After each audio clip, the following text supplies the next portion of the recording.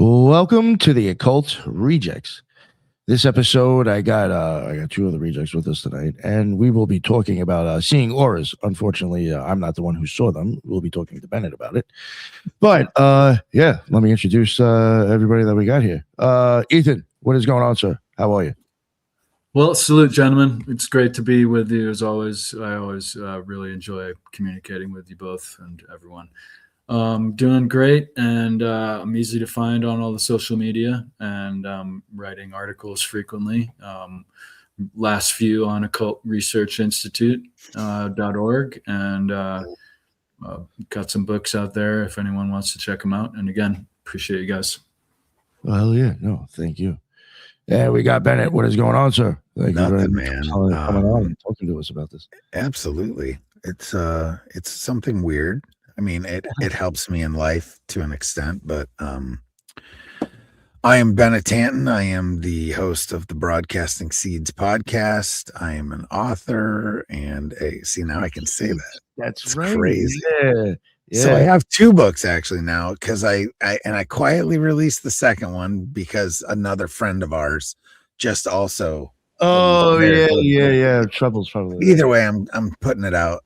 So the first one is The War You Didn't Know You Were In, and that's basically about understanding and winning the spiritual battle, right? So it's about spiritual warfare, and it was my journey to kind of like totally getting unfucked, I guess is the way to describe that. And how I did, some of the ways that I did it. The next book that I wrote is called Creatures at the Edge, and that's cryptids, archetypes, and the human encounter with mystery. So it's a cryptid book. Okay, it's a cryptid book. Now it's not very long. It's only like 60 pages. But what it is, it's an introductory book to a series of books that I'm going to write. That it's like 8 to 10 books, and that each one of those are going to needle into different cryptids like Bigfoot, Mothman, well, like winged messenger watcher type cryptids, Dogman, stuff like that. So it's kind of an introductory book to that world, and it doesn't just talk about the beings, it talks about the archetypes as well. So dig deep down into it. So I gotta get writing. Yeah, man. I don't fuck around. I just write. I mean, this is kind of what I do. So I gotta figure out ways to share the, you know what I'm saying, man. Yeah. That herb series that I've been doing, I will have it in like a format to where I can put it into a book when I'm done. It's just like I'm like great idea. Like, I'm gonna be totally honest. It just sounds like kind of cheesy in a sense that like a ceremonial magician or an occultist is putting out like his first thing is a fucking book. We can figure it out though, man. No, you have a different take on it. So you do. You have a totally different take on it. Yeah. It is worthy of a book, like you totally you flip it. You flip it. Yeah, no, it just seems like am I Wicca or am I a ceremonial magician? Like what's going on? No, but again, like it does work with the science aspect that I'm looking at it. It's totally different take. So. I agree.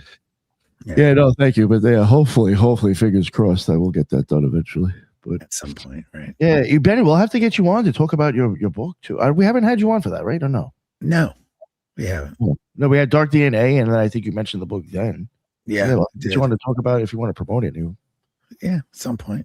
Yeah, cool. It's just spiritual warfare shit.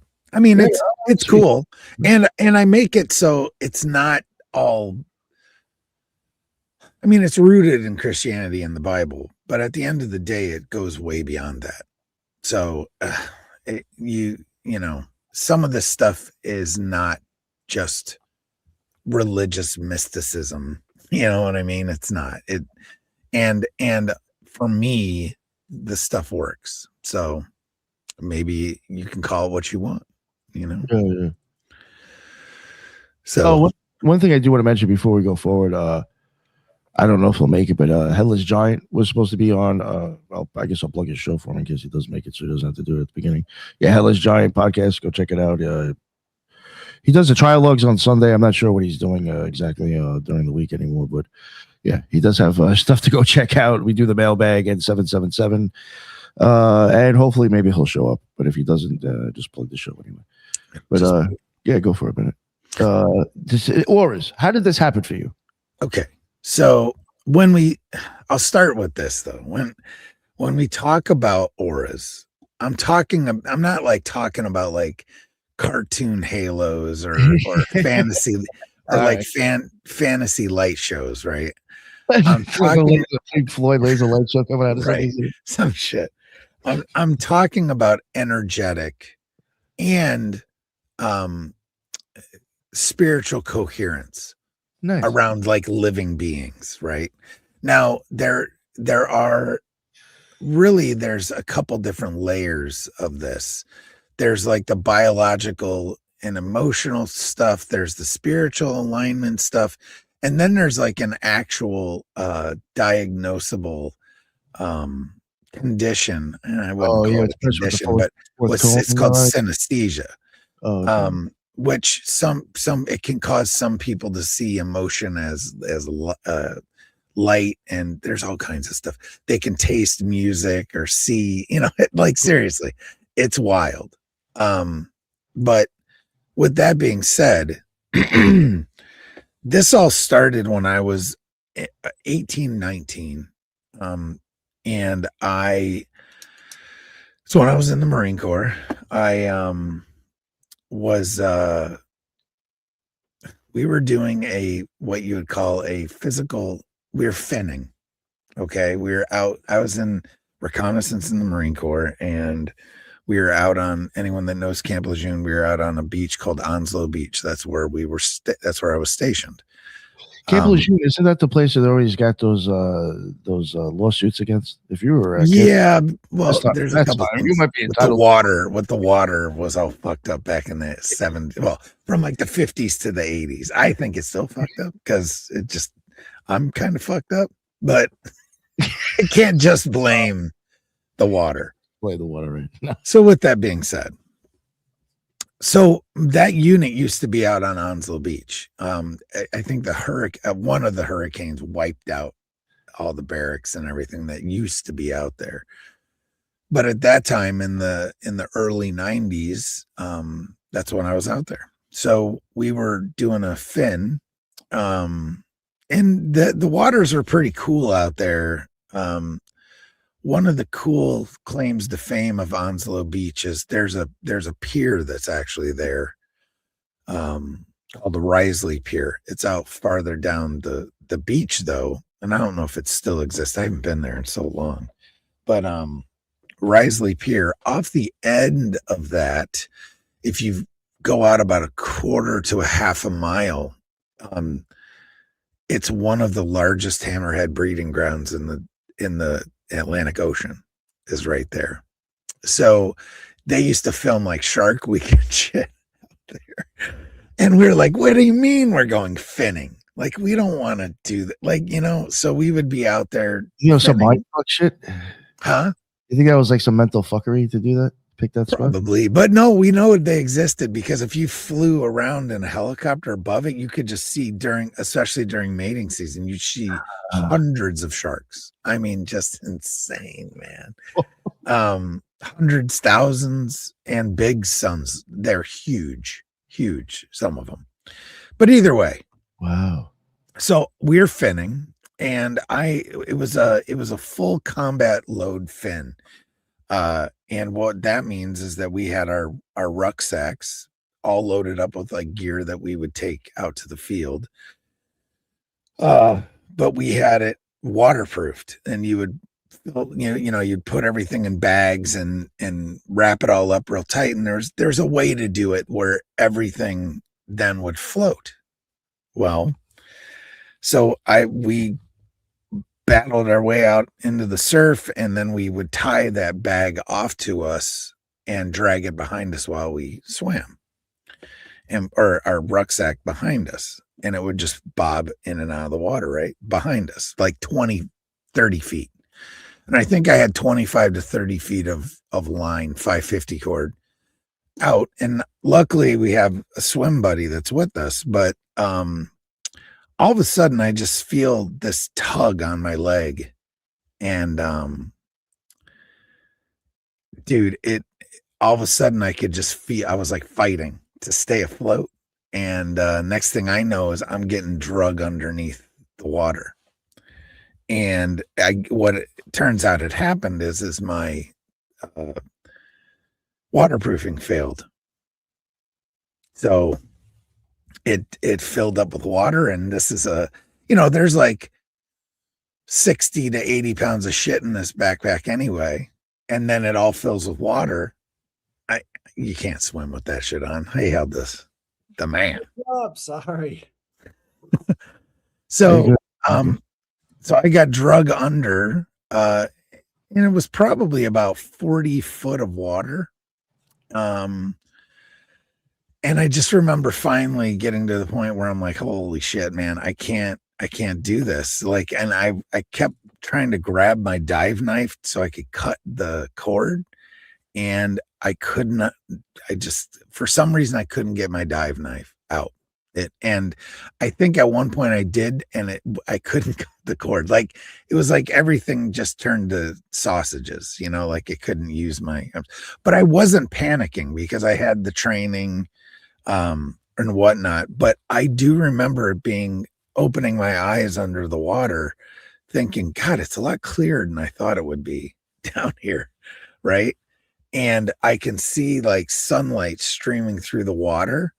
And it was like, if looking back and thinking on it, it was one of the most peaceful freaking times that I've ever felt, which is so bizarre, right? Because I'm about to freaking drown, and I was just like at peace.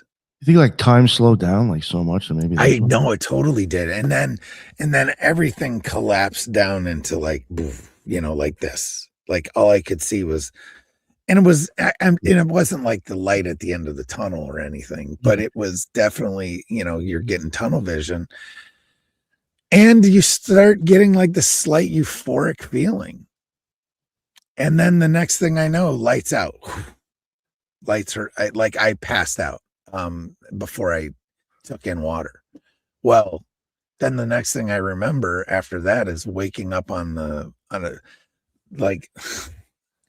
laying over the side of a Zodiac rubber boat, just puking my guts out because they had resuscitated me, and I was just puking water, and it was awful because it's salt water, and it's like, even to this day, it's traumatic, bro. I can go in the water, but if I taste salt water, instantly takes me back to that time. Oh, I'm like, wow. this is not good, so I would call that, it's like I had a near-death experience without the near-death experience, because I didn't talk to Jesus. I didn't talk to anybody. I didn't have the, any of that stuff. But what I did notice, I don't remember it right away, but I remember it within a few days of this like weird, like colored haze kind of thing that I could see around people. And then I could realize that I could see things around them too that weren't just colored, that there was more of like texture to it, I guess is the way that I can explain it. And I see that part as more of I don't know. It's more of like an emotion trigger thing that I can see, like if they're in a bad mood or good mood, there's just a difference in the way that their aura presents. Okay. So the auras I see are colored, and they definitely coincide. The one thing I found out over the years, and then doing research on it. Now, I'm also involved in, you laugh at Headless's classes. I definitely done my research. I got involved in Reiki. So that helped me kind of understand a lot of this stuff too. Yeah, well, so one of the things with it is, it's definitely what I'm seeing is frequency. I have nobody could change my mind that that's what it is, because it coincides like with tests that I've done.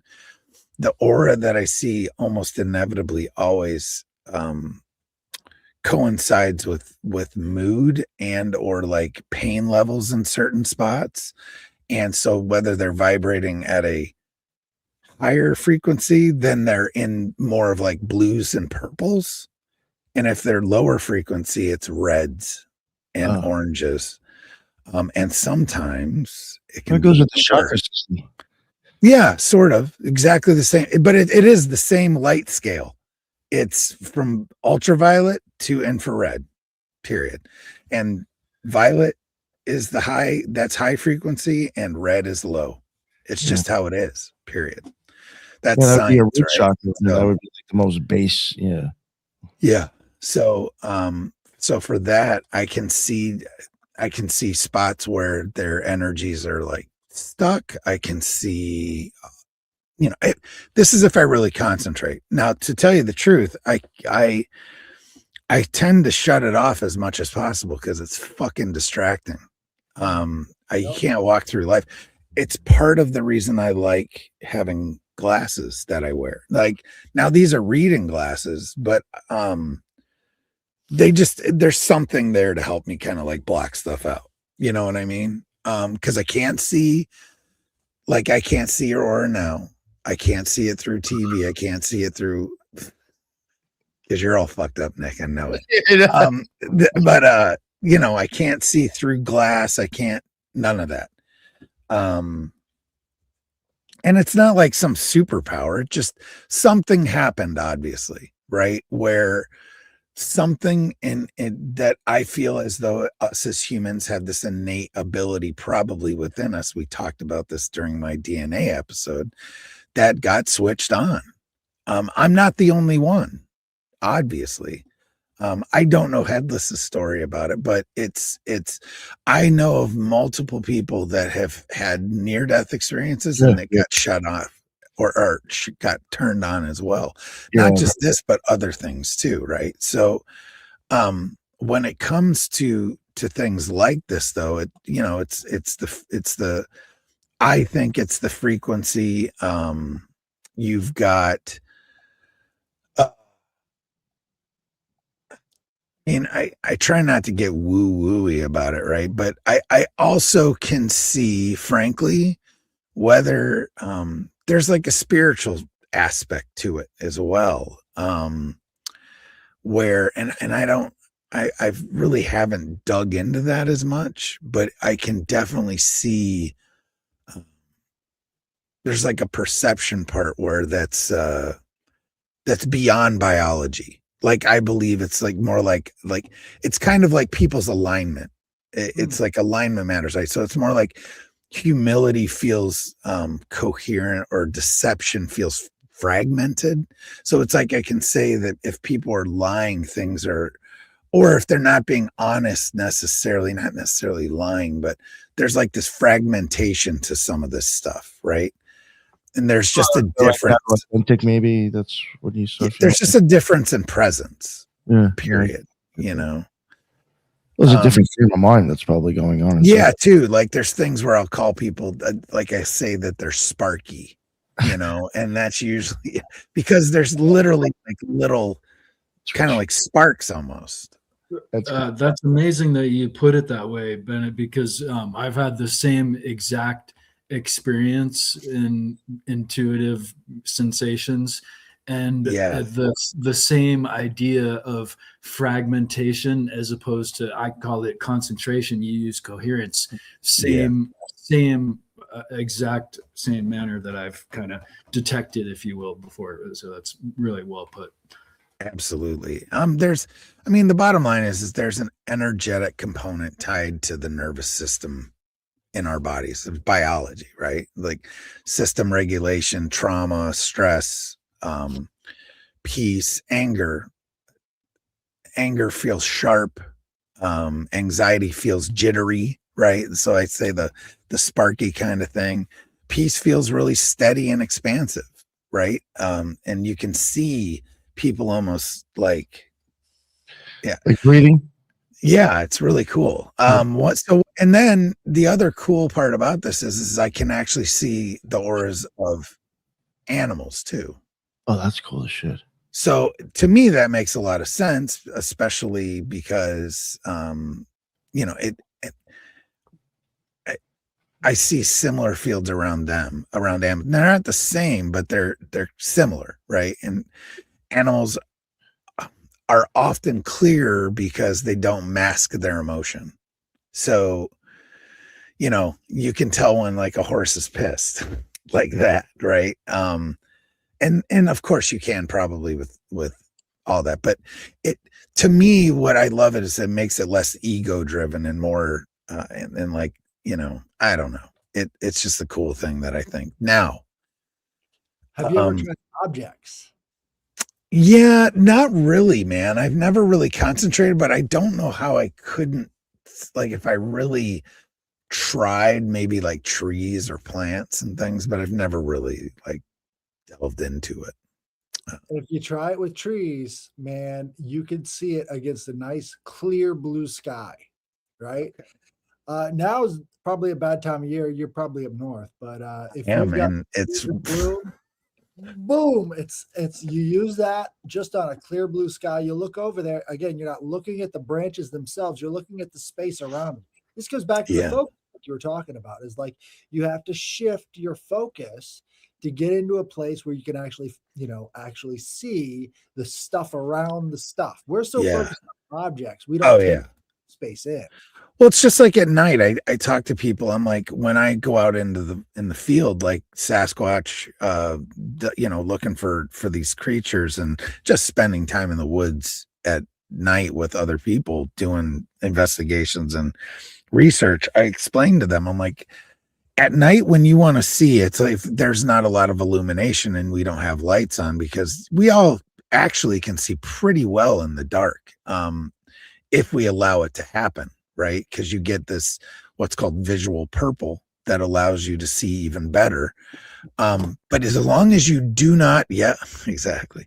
As long as you don't look directly at things, you can actually see better with your peripheral vision. Exactly. At night. You get a little dent at the back of your eye. Right? Yeah, that actually impedes nighttime vision. So you've got to see everything from the peripheral so you can actually judge the distance and everything. But when you do that, it actually expands your field of view. So you can see so much more than you really think. I think the other cool thing about the animal stuff is that if I only saw humans, I'd really question this whole thing more. And seeing it across living beings suggests it's tied to like life itself, right? And that to me is more powerful and grounded than just like, you know. From what I've experienced, when it comes to objects, it makes a difference how tall they are, right? So if you're talking about buildings and you're talking about signs and like skyscrapers, they have kind of a pyramidal shade. It's not necessarily as luminous as a living thing, but it's kind of a pyramidal shape. And if you think about it, there are different changes in the atmospheric electromagnetics as you're going up and up.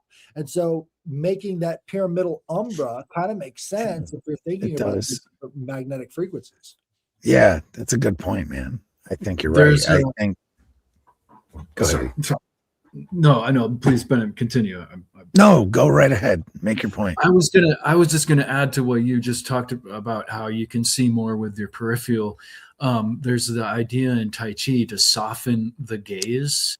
Yeah. And if you have a yang or stern gaze on, I think you even mentioned this, like a star, you kind of lose track of it. If you have a more yin, soft gaze, all of a sudden, all of these other stars that you don't see when you're focused more intently reveal themselves.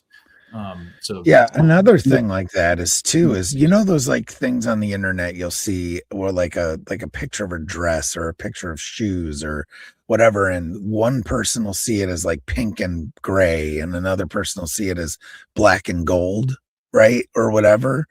If you soften your gaze just like you're talking about, you can actually phase in between those colors and see them with both sides of your brain.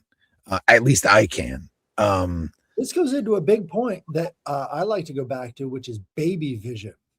Yeah, right. Baby vision, they don't have object permanence. So there's a big part in our brain that detects edges on objects.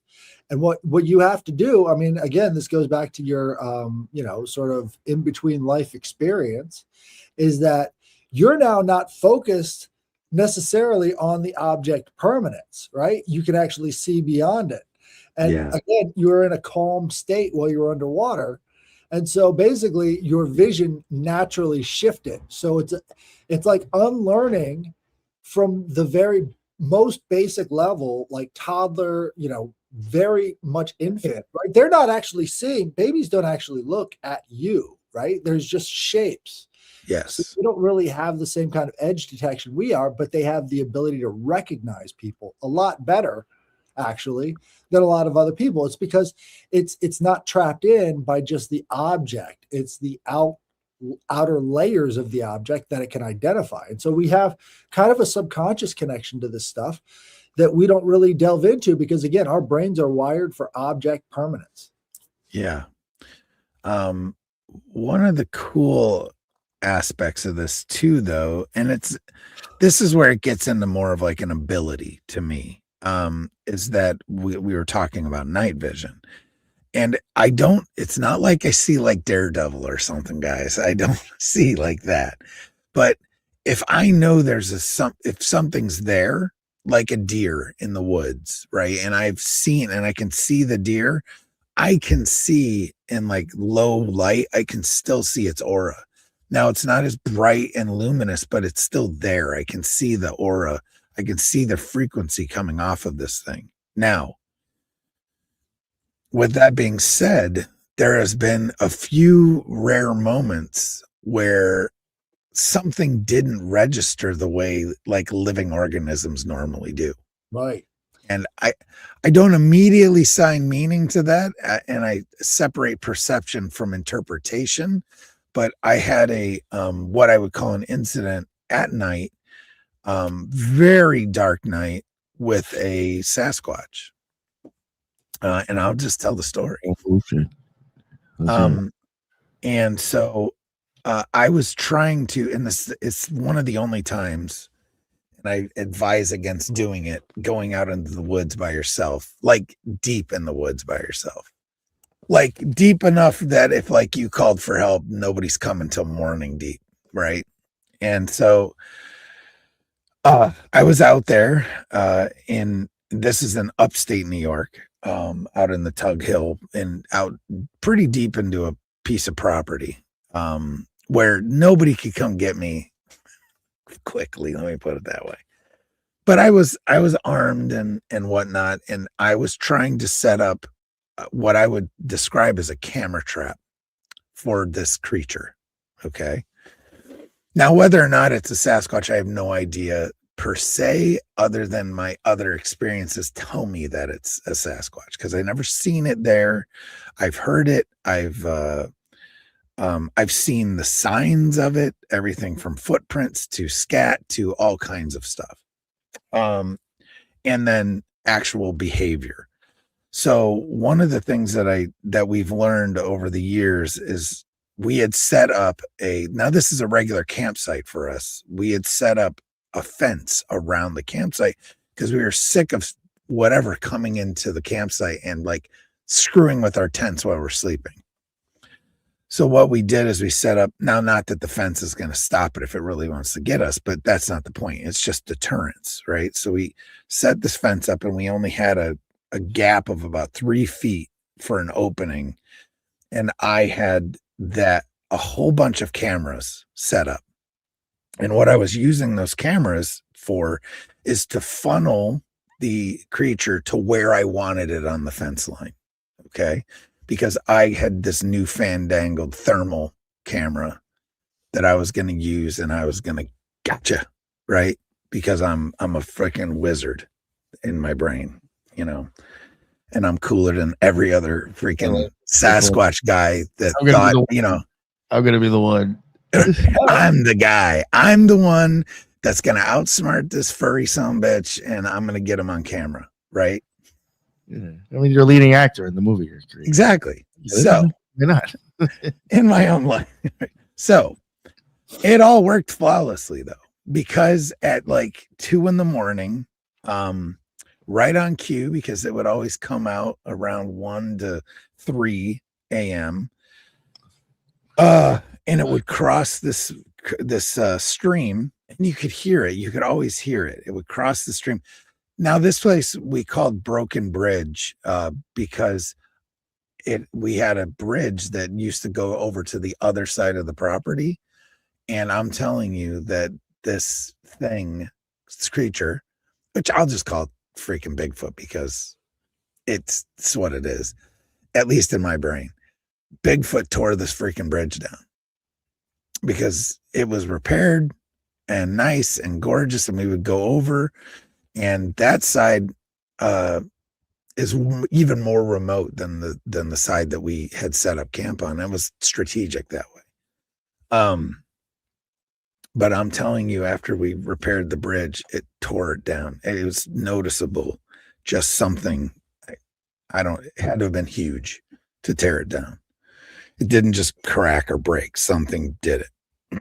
But besides that point, it made its way across. It came up this little ridge right to the spot. It was about an 8 to 10 foot spot that I had left. It was the closest piece to the closest part of the fence to the tent. And I had set up a can. So I knew if it touched the fence, I would be able to hear the cans rattle. And that would be my cue, right? Now, this thermal is one that plugs into your phone. And it's badass. I wish I had grabbed it just to show it. Amazing clear pictures, right? And literally you just plug it into the bottom, into the power spot on there, and then you use the internal camera. So I had 2 iPhones, this one and this one, all freaking charged up, 100% nice, ready to do the freaking, actually, sorry, this one, ready to do the deal.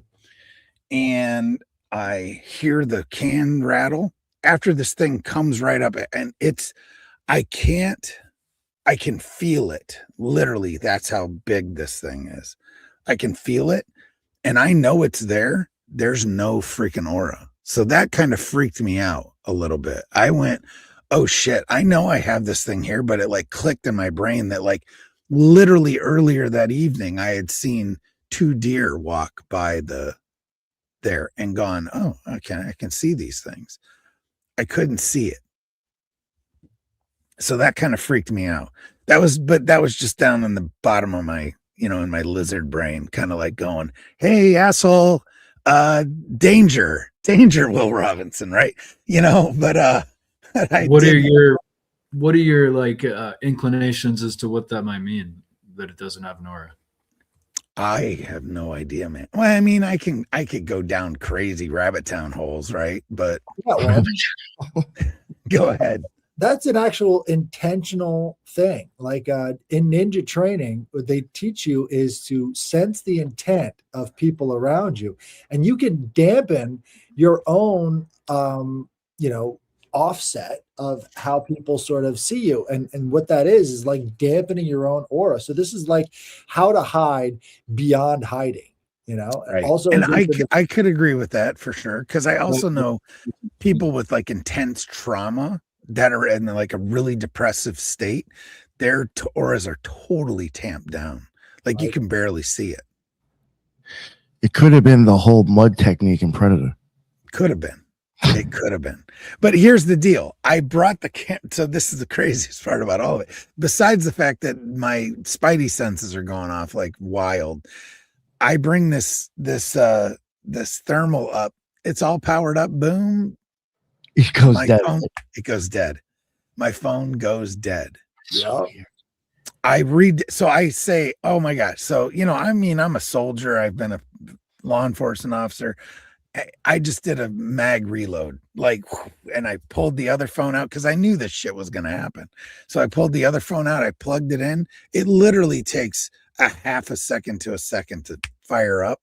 I hear it, bring that up, it goes dead too. And I'm not talking about like, oh, I can turn it on a half hour from there. It's sucked dry from 100% to 0. Yeah. Both phones. It sounds Oh. like a complete version of the electromagnetic spectrum. So instead Absolutely. of giving out electromagnetic energy, you're just sucking it all in. Sucking it all in. Now you hear this with paranormal investigation quite a bit, all these things like that. Then what happened after that was I had this, and I'm getting chills thinking of it now. I had pure dread just wash over my entire body. And I pulled my freaking handgun out, man. I'm just like, but I didn't fire. I didn't shoot. I could have very easily just started laying out 40, Smith and Wesson, but I didn't. I wasn't compelled to do that, but I was scared. I can't tell you a time I've been more scared. And it was all like horrendous. We talk about that feeling come over you, drop from your head, dude. That's a serious feeling. You don't forget. Oh, it's you're like, oh, I'm fucked. Like Yeah, what? Like I'm fucked. No, you I'm are fucked. so grounded. I feel like that's like the ultimate feeling. Yeah. Right away. I just sat there looking out that gap with just sitting like this, probably it was felt like an eternity. Turns out it was about a half an hour. I never heard it leave. I never heard it do anything, but and when it would come around, it's like it wanted you to know that it was coming because it was not quiet. You know what I mean? And it's definitely bipedal, just wild, man. So we've had a few incidents at that site. It's pretty freaking cool. But yeah, so that's that I haven't. Then another time with no aura, and this was pure evil, in my opinion. My wife and I are walking in our neighborhood, random summer night, and I see this like, I live in suburbia, so we'll go on a walk and gorgeous summer night, whatever. Other people are out walking too, but this is like 9:30, 10 o'clock. Sun has gone down. And I see this. So we're coming down this one road, and off in the distance, there's like a hill that comes down. Like there's a hill that comes down. And at the top of that hill, under a streetlight, I see a figure. And it looks like a kid wearing a hooded sweatshirt. That's what it looks like. But it's like 70, 80 degrees outside. I'm like, okay, whatever. But the figure then starts walking towards us. And as it gets closer, I just get that pit in my stomach, and I don't see any aura. And the only thing that I can tell you that I immediately got this like overwhelming feeling that it was fight or flight, and I was going to fight, right? But like it was almost like I talk about this stuff in my book, and I literally, the thought that popped into my head was, I need to get as bright as I can, like fight the darkness with the light. And I remember just like channeling, because I was already Reiki attuned and everything at this point, and that's what I was doing. I was just sucking as much light as I could into my body to like radiate, to like repel this whatever the hell it was coming at us. And it was like dark, but it was darker than dark. I know everyone knows what I'm talking about when I say that. And as soon as I did that, like I pulled my wife behind me, and as soon as I did that, the kid veered off to the side, to the other side of the street, and then walked past us. And my wife and I didn't turn around like right away, but like 5-6 seconds later, turn around and it's gone. It's not there. That was a wild experience. And then there's people that I've seen, like famous people and stuff, that they have some pretty awful auras, dude. Yeah, you were telling me about that. You should get into that if you don't mind. Yeah, I'm not sure I want to go slinging names, but yeah, pretty awful. And we've talked about a few of them earlier. So do they have like holes in their aura, or is it muddy, or? It's muddy. That's exactly, but it's more like imagine the color of motor oil. Ooh. So it's kind of like That's freaky. Brownish, just gross, man. And they're usually real, like we talked about, they're real fragmented as well. So to me, when I see that, I'm thinking just pure evil. Like this is somebody that's either oppressed or possessed, even, whatever your beliefs are, right? It could go into a lot of that trauma as well as projection as well. True. So Absolutely true as well. So a lot of people, don't associate that blacker than blackness as being an aura effect, but I think it seriously is. It's like just the opposite end of the spectrum. We think of all the colors and everything on the positive end of the spectrum. On the negative end of the spectrum, it would be definitely blacker than black, and that goes along with the feelings that people get from the thing as well. Yeah, for sure. I mean, below red, we're talking, what do they call that? The nanohertz or nanometers or whatever they measured. And below that, you're talking 200s, 100s. It's infrared. So who knows what that actually, to us, infrared is, we can see it with what we like, whether it's green or, the device creates the light, but who knows what it actually looks like if you can see in that spectrum, right? You're seeing it as body heat essentially, but who knows? Who knows what it would look like? Saying like, It could look like brown, for all we know. Why wouldn't it? Right. A mix between red and black, right?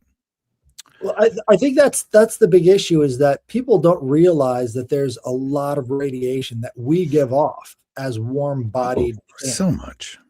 And all of that stuff has different layers in it. So if everybody can picture, what a hot road looks like, you've got these little waves coming off of it like it's water, right? Yeah.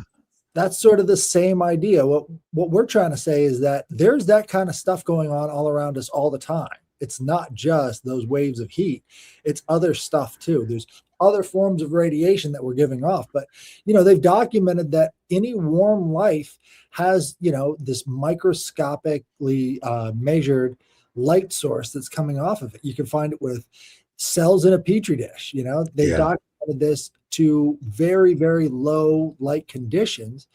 And what you're talking about is just readjusting. The eyes are taking in that energy anyway. The difference between what we're saying and what they're saying is that there are other ways of sensing that energy as well as just visual, but your eyes kind of pick it up as they're attuned to that energy. Yeah.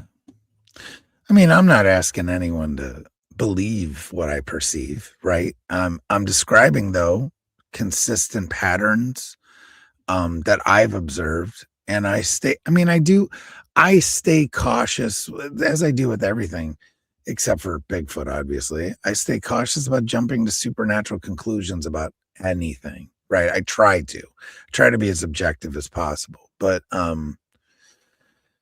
whether we call it aura or presence or coherence, we do know, bottom line, that living beings radiate something, right?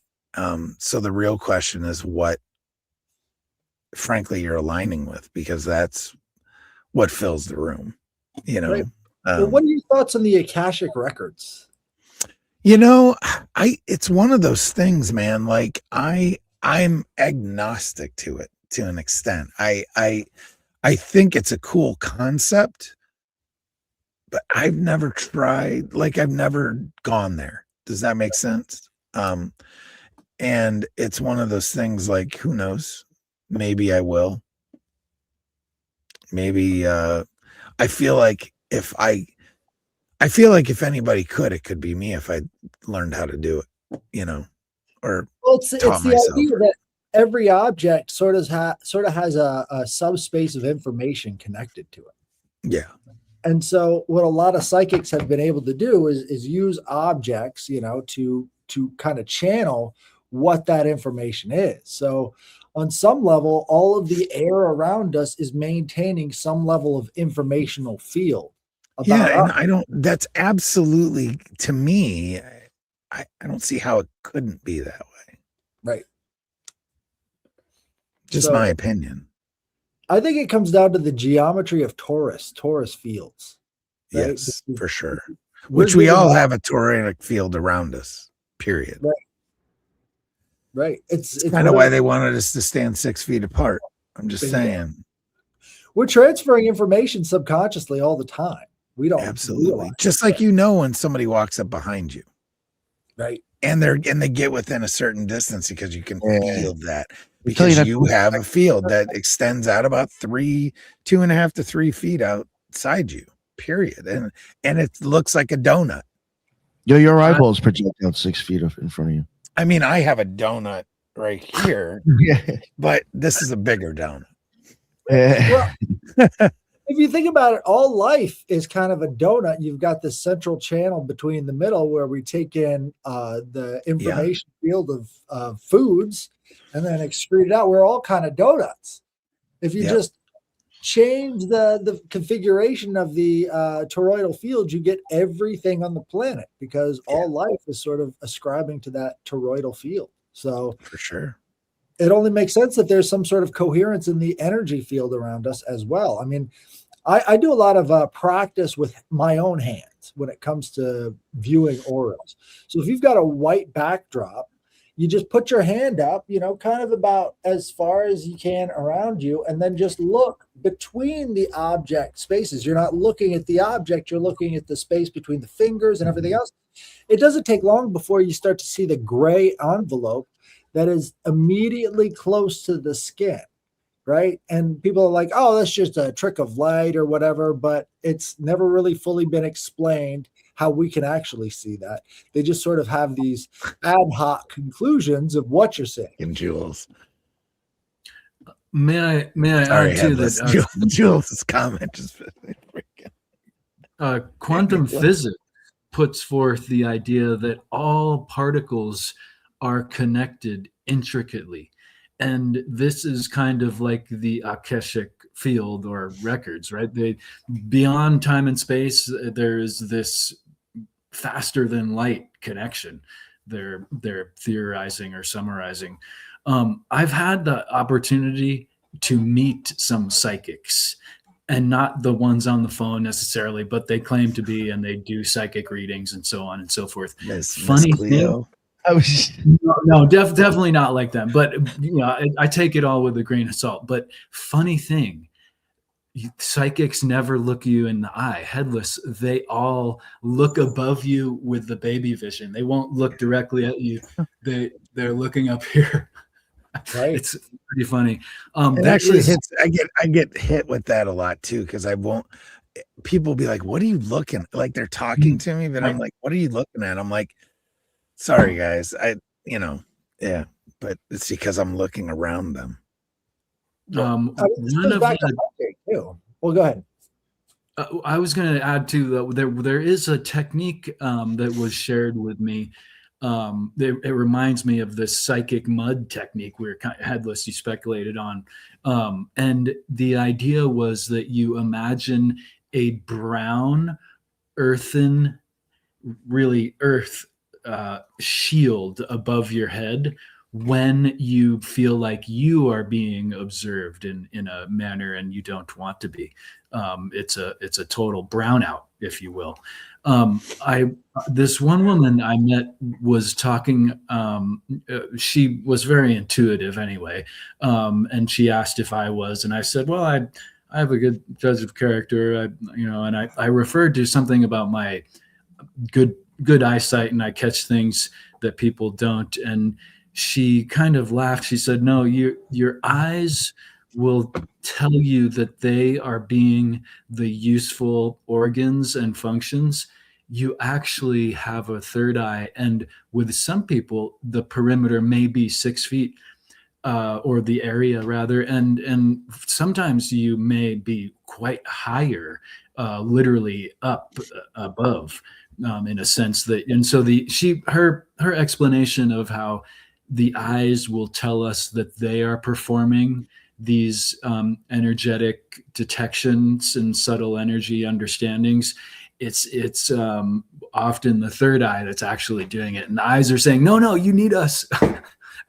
I thought it was a neat explanation, or insight anyway.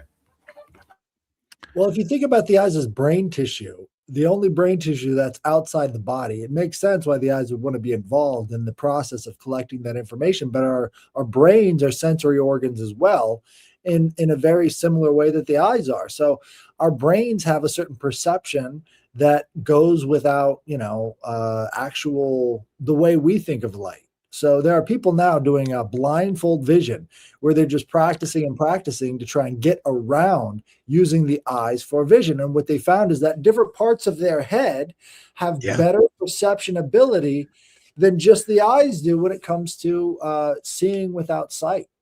It's crazy. Yeah, I've got a guy that I know that he's got a podcast, Beyond 369.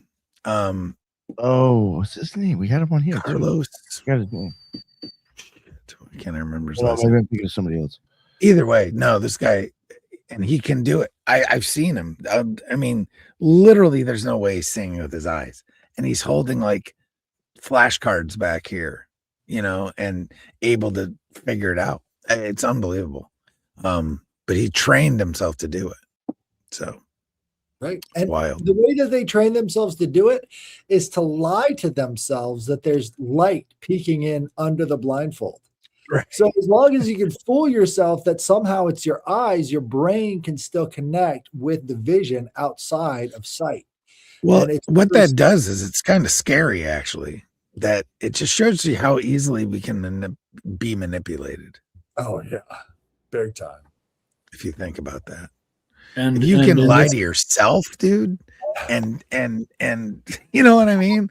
I'm just saying. Now. Yeah. It reminds me of the placebo power. You take a suggestion and all of a sudden you've surpassed the physical problems or demands. Absolutely. Well, right. After you get good with your hand on a white background, try it again on a black background. And then understand that between the contrast between the white background and the black background, black actually picks up a lot more of the colors, but the white, you get a lot more of that gray. So these two different techniques will teach you how to do it, at command level. But it really does come to that unfocusing your eyes. And we see this again with a lot of the studies where you've got hunters that are able to perceive outside of their normal vision. And we always find in the ancient myths and stuff that hunting is associated with the divine, right? Because there's a separate consciousness that's going on as you're perceiving these things. You have to find the animal in acres and acres and acres of lush forested greenery. And the only way you're able to do that is by using other senses other than the ones that you're using normally as you're walking around on the street. So once we've lost connection with that, it becomes harder and harder to connect. But for the ancient peoples, it was just like turning on a light switch, Yeah, right. And that's one of those things I say with this type of stuff is that I feel like it's very epigenetic, where we can get to a point where we can turn it on or shut it off, right? So, right. Well, one of the problems is that anytime you would have like an invading army come into another society, what they would try and do is get rid of the elderly keepers of the knowledge, right? Yeah. Because once you've erased that background and that past, then you can kind of put anything you want to in place of it. Yeah, but the oral tradition. Right. I brought these on. These are dicyanin goggles, right? And so these were developed by a guy named John. Let me see here. Went too far. John Kilmer, a British medical electrician in the 1920s or 1908, right? And so what he developed was this cold, basically filter for the eyes. It takes out so much of the light, right? But when you're putting your hand up in front of a bright light, you can easily see that envelope. Again, what you're doing is you're filtering out 90% of the light that's coming through. And what's left is that aura, that shape of the outside. So all you got to do is get these. I got these from Museum of Tarot, right? But he still sells genuine dicyanin goggles. And if you use the filter to look at your hand, you will see it immediately. But what you'll find is that it becomes an impediment when you're dealing with further and further layers, like the emotional layer that you pick up outside of that initial envelope. So once you get good understanding how you can see the aura using the goggles, it's important to take them off and then try other techniques. But this was the scientific basis for a long time for this stuff. Again, we don't really understand that a lot of this stuff has been studied for a long time, and they've come to very important conclusions, and others have just been like, that's crazy. But it's like they've got the information, they've got all the stuff right there. We've just stopped looking into it. But this stuff is so important in the medical field. It's almost beyond important because, once you get into the medical field for long enough, like you were talking about with Reiki, you start to sense and detect the actual problems if you're sensitized to it. Yeah. The problem is our medical professionals nowadays are taught the opposite. You can't be sensitized to this stuff. You've got to always be closed off. And they make shitty healers if that's the case. Yeah. Very cool. Dicyanin goggles. Yeah, well said. There was one thing I did want to mention just before we keep going. I keep forgetting to bring it up. There are cases in some people where they're born with 4 cones in their eyes. The tetrachromat or something like that, I think. Yeah. Yeah. Tetrachromatic. They could see auras supposedly. 4 cones instead of. Get this, the animal with the most amount of cones that we found on the planet is no, it's a shrimp. Oh. It's those really colorful shrimp that create those the cavitation bubbles as weapons, right? So these are snapper shrimp. They have the most amount of cones and rods in their eyes. Now, what they tried to do in the I guess this was the 90s, is they took this virus that didn't have any real ill effects on the body, and they injected it with a bunch of DNA from our own cones and rods, and then they injected that into the eyes of chimpanzees because they only can see, basically grayscale. And all of a sudden, they could see the color orange. And for the first time in their life, they're seeing the color orange, and they can pick out orange from all these different tests that they were doing on these chimps. And within 2 weeks, again, they got over the virus. Could you imagine what would happen if you took the DNA from this snapper shrimp and took all of those cones and rods and shoved those into your eyes? You're seeing everything for 2 weeks, right? Way outside the spectrum of light. But I don't know if anybody's actually tried that. I'd be ready to see this. So what they were saying with that one is the 4th cone allows them, mainly women, right? Yep. To roughly see 100 times more colors than the standard. So I guess we can I see 1 million colors, but people with the tetrachromacy can see 100 million colors. I feel like my wife has that because I can't tell the difference between beiges. Well, one of the reasons why night vision is in green, right? That was a deliberate choice on their part. Yeah, right. Well, originally it was red. Right. Yeah. It was driving people insane. But the green, we see more shades of green because, again, we come from the forest. So understanding the different shades of green between, bright green and black, there's a lot more shades that we can actually see. So they specifically designed it around our forest vision, which doesn't get explored a lot in everyday life. Goes back to being hunters and, in the woods all the time. But, understanding those different shades of colors and how they actually impact our sensitivity to the world around us, it opens up whole new worlds. Yeah. Do I feel it's intuitive or scientific to see an aura? I think there's a scientific basics to it. Like it makes sense, but I think you have to have the intuitive input to do it, see it, or the intuitive part switched on. So if that answers your question. Like, what about cats and reptiles? I don't really know for sure exactly what cats see because I'm not a cat. So I don't know. What about goats and horses, right? So the shape of the pupil, Freaking that their eyes.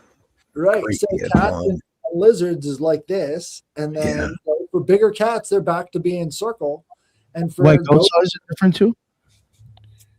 what's that? Goat eyes are different too? Yeah, no, they're spread out this way, right? So there's the pupil in the middle, and then it goes out that way. Yeah, they're creepy. Out by goats, yeah. But really, what that is, that's for the horizon vision. So they're looking out for predators, like as we're talking about, unfocus your eyes, right? So they can do that from one side all the way over, almost 360 degrees. That's why they've got the eyes on the sides of their heads, is because they can see the threats from a lot of different places coming into the same view. So, you know, you can't really sneak up on a goat or a horse because they've got that Yeah, it's really interesting. view. Huh. Huh. Even cats have uncanny balance, and so do goats. And their eyes are different than humans. Right. You ever watch goats actually go down mountains, bro? That's like actually like if you watch that shit, you're like, that should be fucking impossible. Yeah. Yeah. Like it's actually really wild. weird to watch. Watch them like when you're running, like you're watching a goat run from like a snow leopard, like up in the It's like, yo, Hindu Kush, right? Dude. What? Yeah, no, it's like they're like skipping down a mountain. That's like almost quickly. It was like, oh, how the fuck? Absolutely insane. How the fuck you just? Oh, fuck it, I got this. Like, fuck, that's some balls. Yeah. Did you guys ever hear the story about like some of the first night vision type things in Vietnam that they started using experimental optics, and that these guys put them on and allegedly saw like demons flying at them in this helicopter? It's a wild story. I don't remember it off the top of my head, but it's like demonic night vision, dude. Just saying. I think it's on YouTube. I want to say maybe it's what's that guy? See if he's a Navy SEAL. Demonic night vision. Mr. Ballin. Yeah, it was like infrared. They used red instead of green. Headless, you were breaking that down pretty well before, right? Yeah, but it was a toxic freaking chemical that they had in the goggle, and I don't remember what it was. But you put somebody in an all white room, you'll fucking make them go crazy. Yeah, Right. You have no pinpoint, no anchor of where to start the structure of where you are. It's like literally like you're like suspended. So yeah, if you look up demonic night vision on YouTube, I'm pretty sure the video will pop up. So it's wild. Removing the distinctiveness from the world around you starts to do that. Whether you're in a room with no sound, right? They've dampened all the sound. Yeah, that will drive you. Yeah, that'll wild. Whether you're trapped in like a cave where there is no light, either you adjust black too will make you nuts. Yeah. Right. So we need contrast to keep our brains active. Again, it's like the eyes are the brain matter that's poking out of your head. Yeah. So there's, and again, like what you find too with blind people is they have a hard time adjusting to night and day, right? So there's a problem with their ability to see night and day, and it changes the way they perceive themselves and the world around them because they don't have that contrast. It's almost like if you think of all of the cones and rods, they have to be in polarities, right? Everything has to be in contact with each other. That is interesting. Yeah, polarity. Yeah. That's my aura story, man. Oh yeah, nice, man. That's good stuff. That's wild. What about you, Atlas? You got any more stuff? Well, I practiced aura viewing when I was driving, right? So as I was truck driving, I noticed that I could get real clear aura views of the trees at a rapid scale, right? So it's about the soft focus. Again, you're watching the road, and from the side of your vision, you're going to start seeing that aura coming from the treetops, and you could actually tell different species of trees without having to focus on the tree leaves or whatever, because the outside layer then becomes a different shape and a different color. So you could, I mean, especially in times of winter or when things are, starting to get warm again, you find that different trees have different properties that you can pick out from miles away if you've got that soft focus vision. So, like beech trees, they actually pick up a lot of. Is it beech? No. Well, it's the kind with the bark that's like papery and white. If you Birch. Birch, there we go. Yeah, birch actually picks up a gallon of water a day. So one birch can, give you enough water, clean water, one day every day. It's sucking up all that water. And again, right, when you're in tune with the in bulk is another good time to test this stuff out. What I found on February 2nd is that there's a different aura to nature itself. If you can kind of keep that soft focus, you can start to see the green rising up. And it's like green everywhere. When you've got your eyes sort of out of slit, you'll notice it. And in bulk was one of those days that kind of woke me up, is like, hey, there's actually something moving in nature around us. They were talking about a real phenomenon when it comes to February 2nd and when it comes to, the changes in the land itself.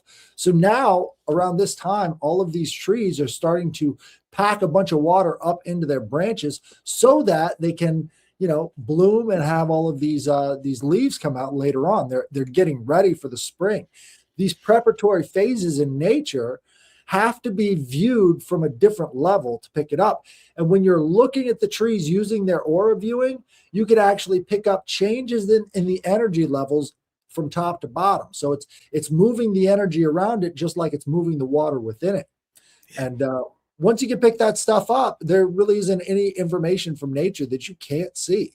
So once you get in tune with the trees, again, this is why trees were so important to ancient mankind's religions. All of the ancient cultures had giant poles that they would, make into their gods. It's because this is how they were interacting with nature, watching the trees, using the aura, using all of these things so that they can be in tune with the process, the sub processes of nature that aren't immediately apparent on the outside. And they track the stars in the same manner. So we're given a lot of different energetic information from a lot of different sources that we've just blocked off because we've essentially taken what we've been given as babies, that object permanence, that edge permanence, and we put that in the forefront because we think that's the ultimate of mankind, but that's not how ancient people saw the world. They were able to tap into other forms of vision. And I think aura viewing is just the start of it. There's so many other different energy signatures that go along with surviving in nature that a lot of people have just cut themselves off from unintentionally. I'm sure that if they knew that there was other ways of seeing the world out there, again, they talk about how low the light spectrum is for our eyes. Well, that includes the electromagnetic spectrum. That includes gravitational waves too. There are different parts of the earth that have different gravitational waves. Electromagnetics start to go nuts at these rock structures, these megalithic structures. We find that, the compasses are just going nuts. So there's a different electromagnetic signature there that they're documenting, and they were using these structures. What they found is they can germinate seeds faster at these locations than in normal environments. And so this is actually integral in having a healthier crop the next year. This is a technology that people who only see object permanence and edge detection don't have. You can do that with copper rods, right? So well, there's that too. That's dowsing. Again, right. But no, I'm saying if you plant copper rods into the ground, what do they call it? Energy harvesting or something like that. And it'll actually make your plants grow faster, bigger, better. It's wild. I see that they stick copper pipes inside the ground where you're growing your shit. Right. It's wild, but it's cool. But that's what it's doing. It's pulling those unseen frequencies and unseen energy out of the atmosphere. I mean, we know that you can Tesla, I don't even want to go down that road. Well, I think this goes into how we've sort of blocked ourselves off from these different voices. Tesla always had these voices that was telling him which way to go and which way to look. And we've got other people too, like Edgar Casey. He had these voices that were telling him where to go and what to look at. Yeah. And these were different ways of perceiving the world that we don't immediately notice, because again, our brains and, how we've developed has been on a certain track. And you look at animals, they don't have the same track. They can pick up auras in different ways. Your animals are capable of telling how you feel. Oh, yeah. Now, there was also Wilhelm Reich. Yeah. He was the inventor of the orgasmatron. Oregon. Yeah. And right, coined the term orgone or orgone accumulator. Right. It was not the orgasmatron. That's I have one. I built one. Did you? The orgone accumulator. I know where it was, though, right? Well, and he also was, I think, big into harnessing weather, and I think he might have came up with the concept of the copper rods, or at least used it. He had written the book that is the biggest example of the United States crushing the First Amendment. They intercepted his book and incinerated them all. He is freely published in many other places, but still limited to this day in the United States. Some of his books are prohibited, which is just interesting because how much we're talking about the prohibition of getting in touch with our potential, right? That was what he was all about in a mechanical sense, even. Well, ignorance is the best form of control, right? Yeah. Because you don't know what you don't know.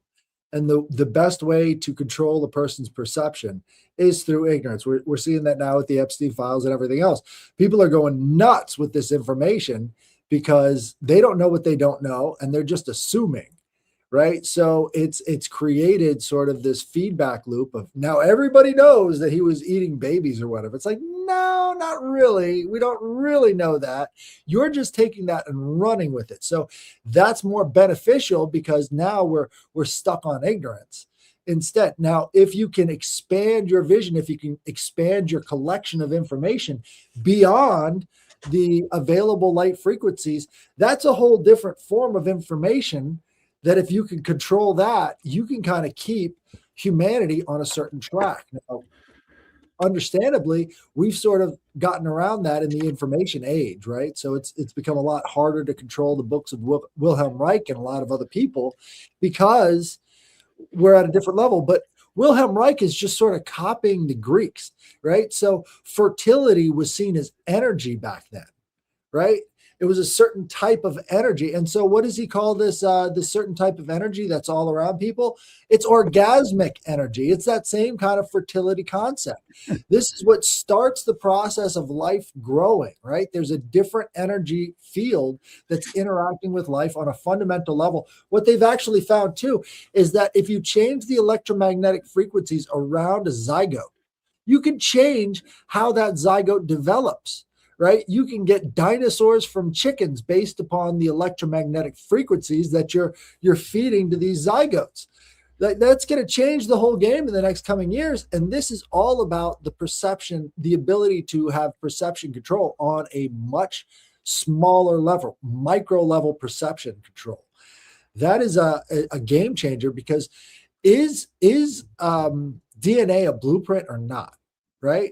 We always think of it as the blueprint and the precursor to everything, but it could just be an expression used to manufacture copies, right? So there's a difference between the energetic blueprint, which is what we initially have. Those are the conditions inside the mother's body that end up developing the life itself, as opposed to, what you could be seeing is, the electromagnetics on that being and not the genetic signatures, right? So the genetic signatures might be a byproduct of this epigenetics, which is the case if you think about the epigenetic studies themselves. The way it got started with epigenetics back in the 90s, they took these rats and they put them through these mazes, and they had the stimulus response for these rats. And the stimulus response, they separated these rats from their offspring, right? There was no contact with the former generation with this new generation. They were just sperm donors. And what they found is that the rats that were offspring could solve the same problems and actually do a lot better than their predecessors, because there was some kind of ancestral genetic memory going on with that offspring. Right now, how does that information transfer? Is it in the genes themselves, or is it within the energy envelopes that all life has as signatures when it comes into contact with another? So the study of auras might actually be more important than the study of genetics, right? So we're thinking, oh, DNA is everything, but actually these are the frequencies that the parents put into these zygotes as they form into fetuses and all the rest of this stuff. That's actually more about the energy going into the system as opposed to these blueprints. And again, it goes back to, well, are we, energy beings, or are we just, material things, right? There's a difference there. But I think there's a lot more promise going on when it comes to the energy potential, because changing the energy around a living being changes its perception of the world. This also goes into electronic warfare, right? So you've heard of Havana syndrome. They're bombarding people with harmful frequencies that create damaging effects on the body, right? They're not messing with the genetics, but they end up messing with the genetics. Those are the expressions of that energy field around it. So, what we put into our bodies electronically might be way more important when it comes to health than we give it credit for. And we're starting to see the energetic health field really start to take off. Again, pioneers like Wilhelm Reich would have been like, obviously, duh. And now we've got all of these cell phone towers that are emitting a lot of different frequencies of whatever, changing the nature of who we are, who we're becoming. Yeah, I interviewed a guy. His name is Philip Milburn, and he built this, I guess you would call it an orgone accumulator, to do like medical stuff with, right? So I was so skeptical, and I was like, you know what? I'm gonna put one together. I actually made 3 of them initially, and all they are is, I can take it apart, and it's cotton cloth with steel wool in between it, which you can see the steel wool here, and then you sew it all together, and you've got a bottom inside. But this is just a regular like a coffee can, no aluminum though. It's got to be steel. And then you've got a bottom too, so you put that down in, and then you put this in. And I've found that if I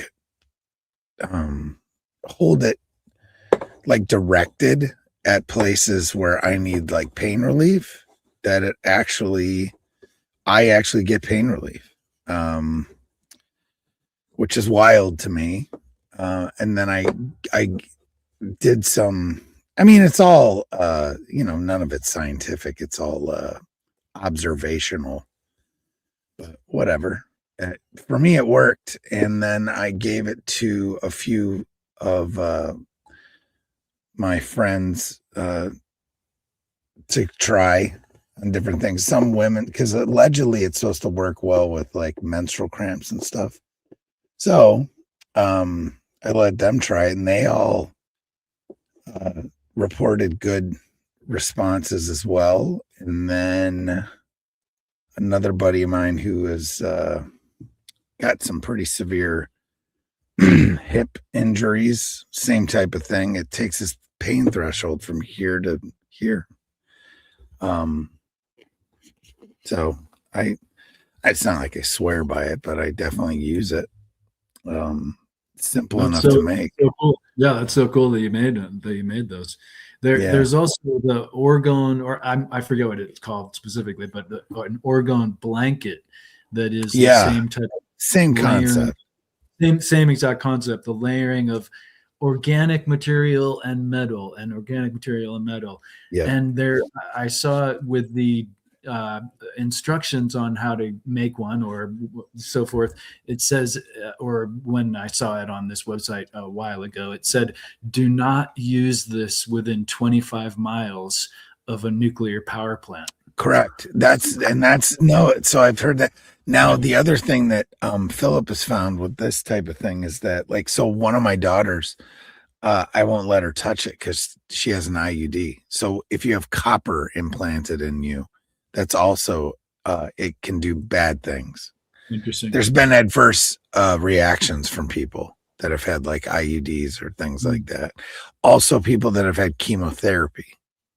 So if they're having adverse effects, then what? You know what I mean? So there's something. There's something going on there. I don't know what it is. I'm not, and I'm not trying to. I just know crazy shit exists. So if this works for me to not have as much pain, then by all means.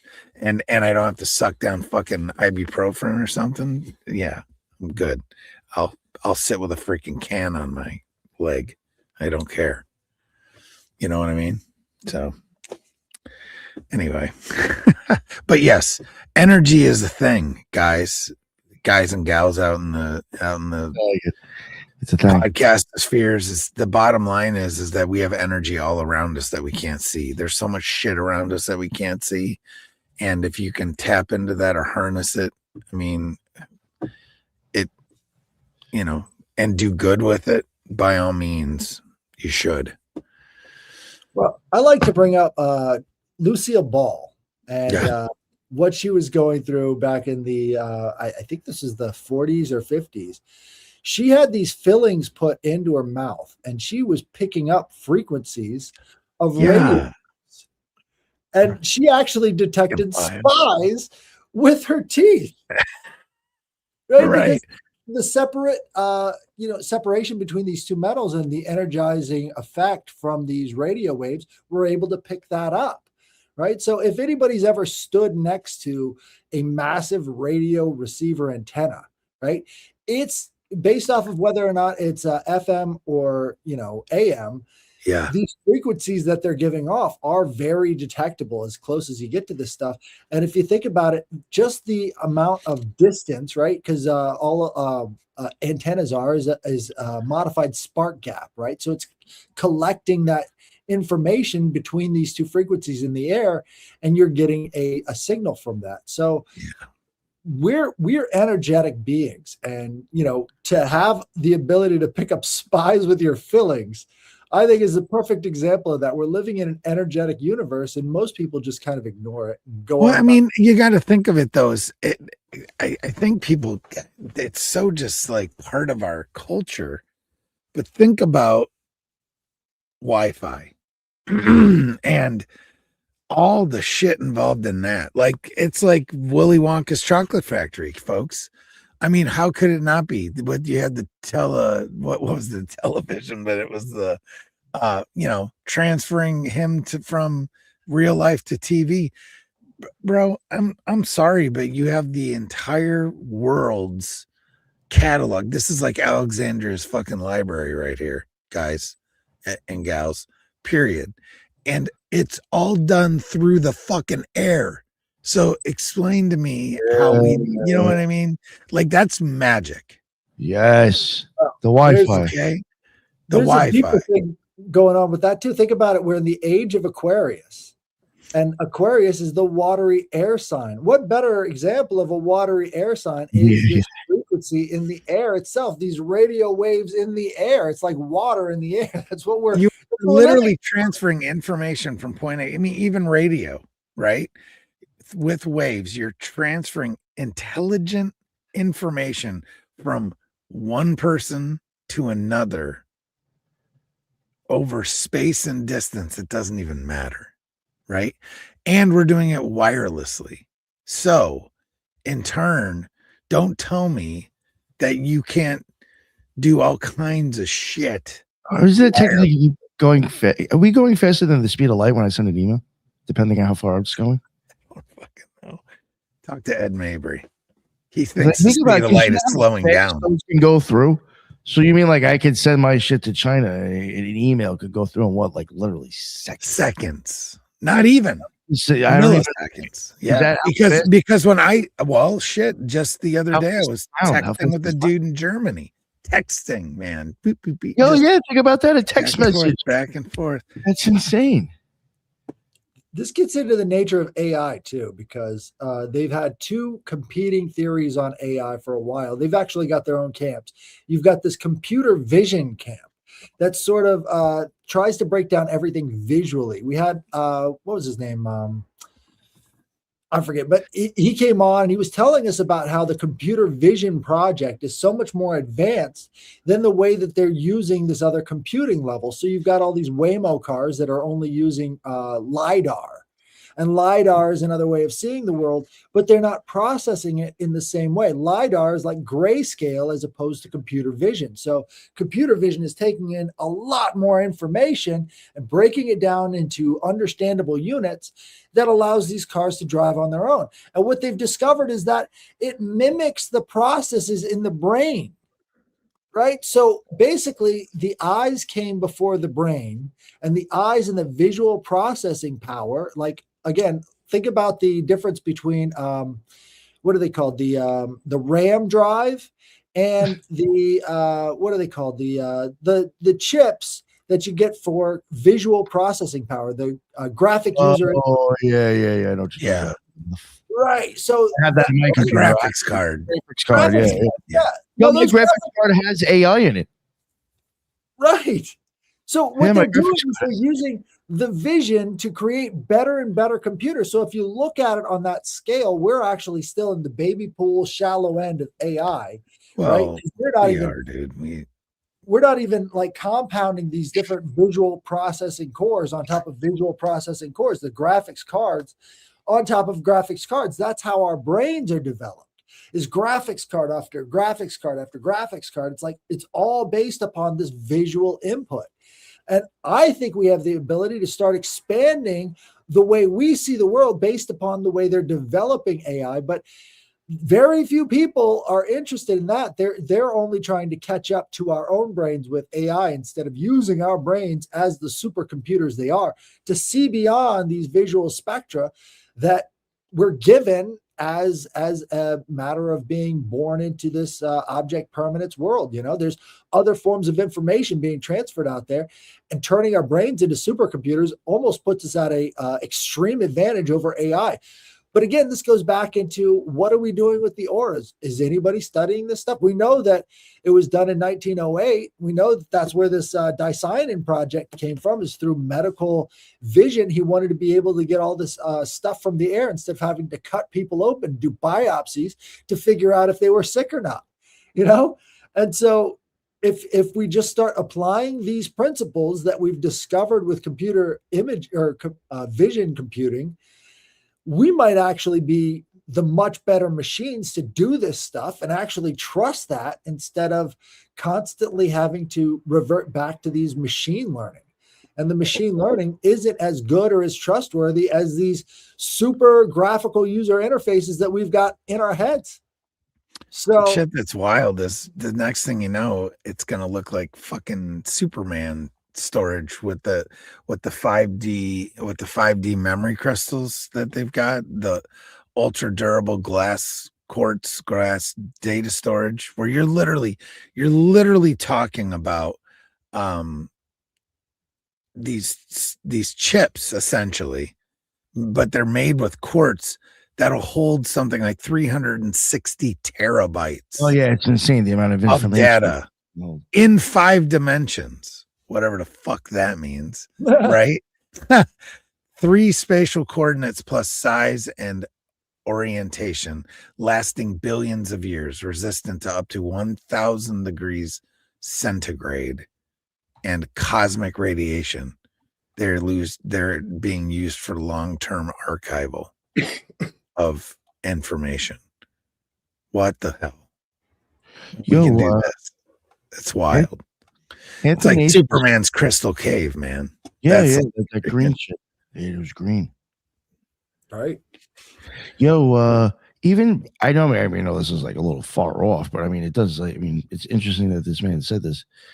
Even Athanasius Kircher back in the 1600s, he was a Jesuit scholar and like an occultist and stuff. And he said he believed in the future that through light and crystals, you'll be able to transport spirits and demons. I mean, that's basically what these fucking phones and our TVs are doing. essentially right. You know, with an optic cable, you're transporting its light that's beaming through those fucking cables. And a liquid got crystal crystals display. lighting up. Yeah. I mean, that's what LCD stands for. Liquid Yeah. crystal display. Saying. It's Right. freaking So man memory crystals, man. it all depends on alignment. Like, where are we aligned to? And at Yeah. this point, we're so aligned to distraction that it becomes very hard to get anything done, you know, because that's how you control people is with distraction, confusion, and ignorance. You know, all of those things go hand in hand. So you got to get focused. Again, it all comes down to focus. If the eyes came first and then the brain was built after that visual information started hitting it, then we're at this level where our eyes are just picking up distraction and whatever, and it's creating a field of confusion, you know? So if we could focus, I think we can get out of this mess, but you know, it's kind of hard to when you consider that, you know, everybody on top. Like, did you guys see the IQ or not IQ, the SAT results that one of these Rothschilds was emailing to Jeffrey Epstein? She got No. 100. I heard about it, but yeah, wild. 110 on her SATs. And we're just assuming these people are geniuses. Wait, None of them. 110, that's like signing your name. Yeah, Yeah. That's Yeah. low.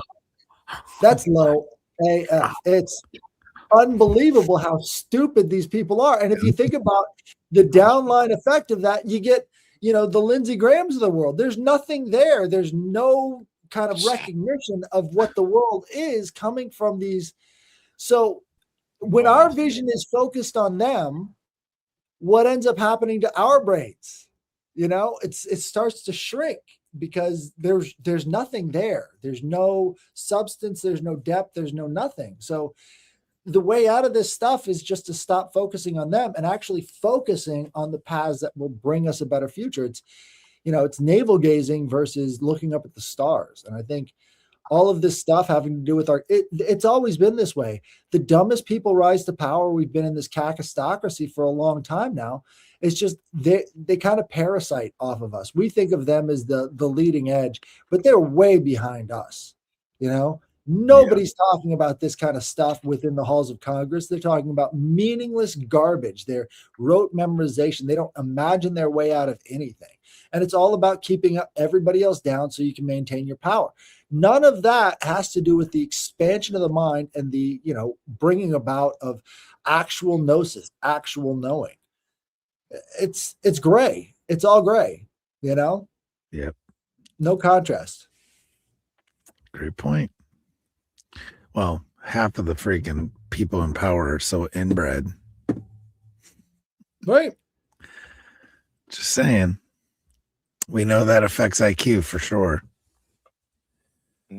Well, it's interesting when it comes to video games, right? So what they've developed to cut down on the storage and memory usage is that now the video game character himself is what's creating the world around him. So as the vision is looking around, that's when they're rendering the background and rendering the scenes around it. Exactly like what we do in a dream, right? Our vision in the dream determines what we're creating in front of us. So dream vision and video games are actually linked like this. So yeah, it's crazy to think about, but we're actually digitizing all of the parts inside of ourselves into these machines. And instead of exploring ourselves, we're just exploring the machines.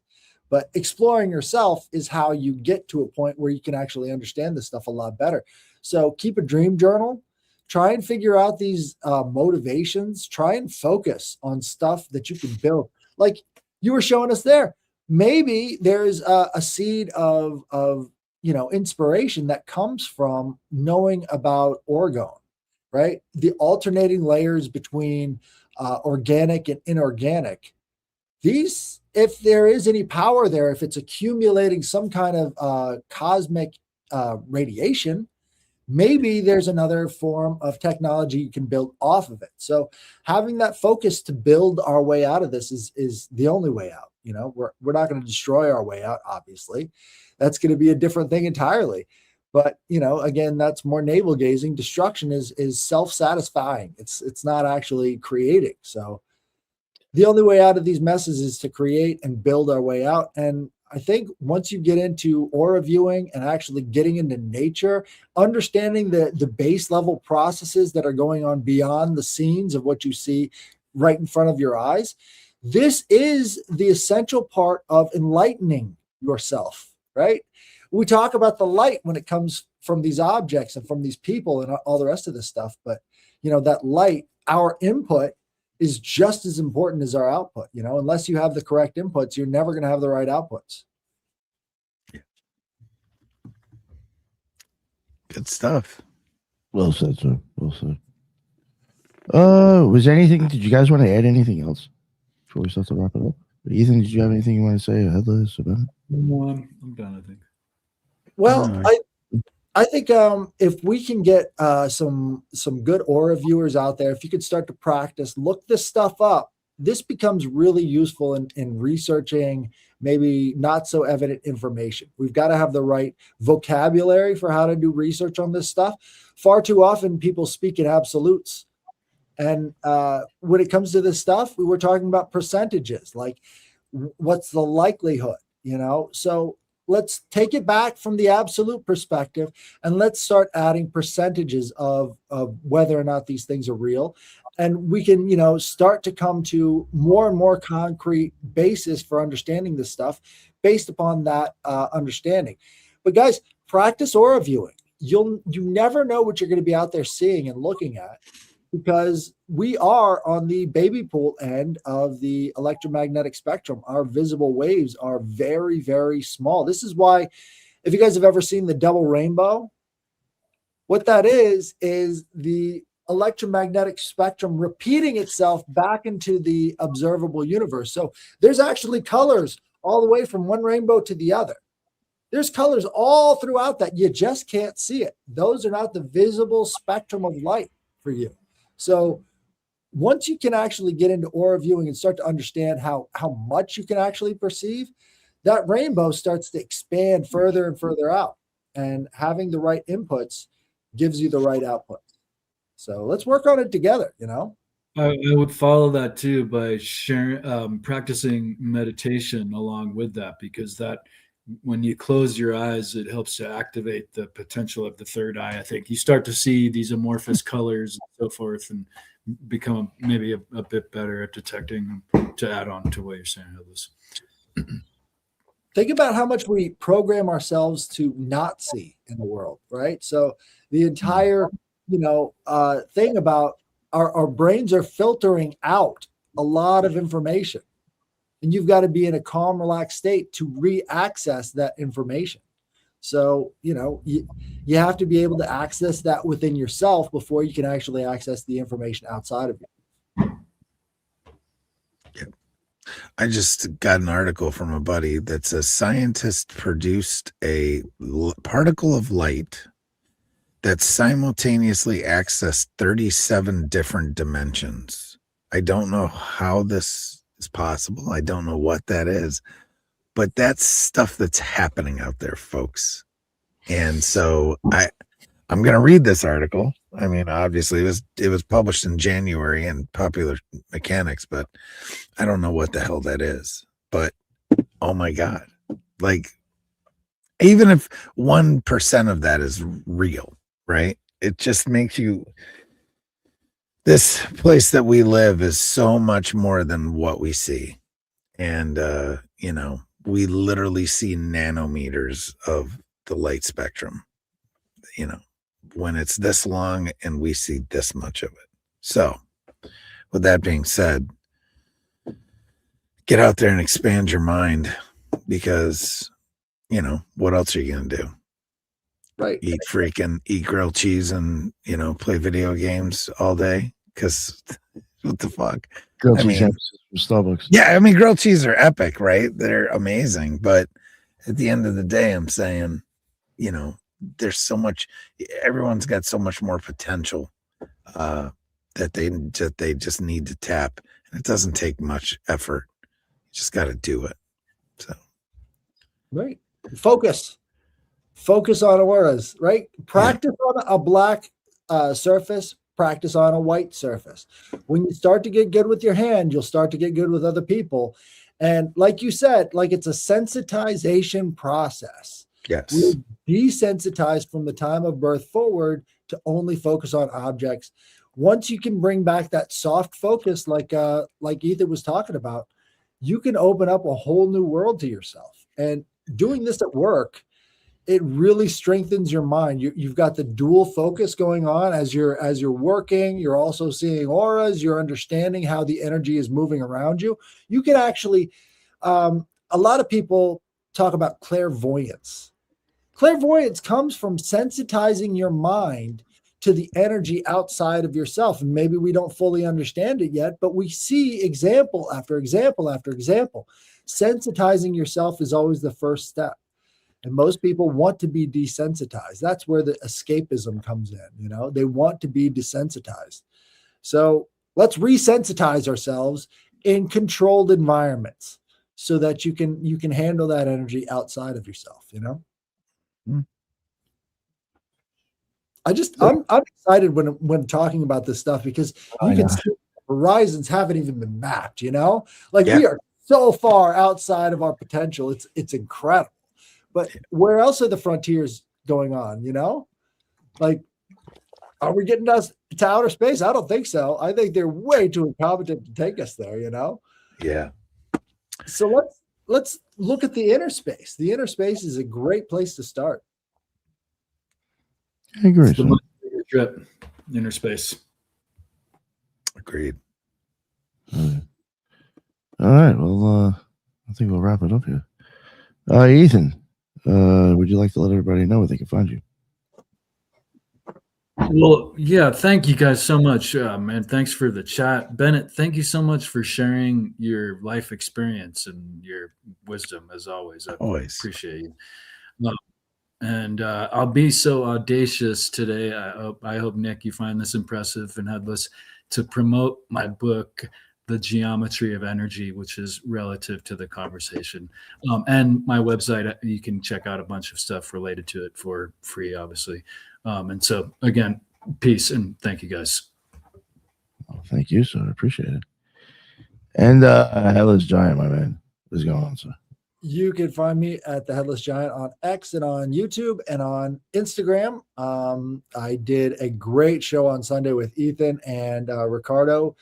People were going nuts over it. I think, the Trilogues is a great show. Check that out. So also tomorrow we've got 777. Are you in the mood to do another? Yes. All right. So check that out as well. We're talking about the Kabbalah of Aleister Crowley. And if you want to get to know the mind of Aleister Crowley. Get to the good part now, actually. right. We're past all of the, That's been really enjoyable already. You guys, Jumbo. I'm really liking it.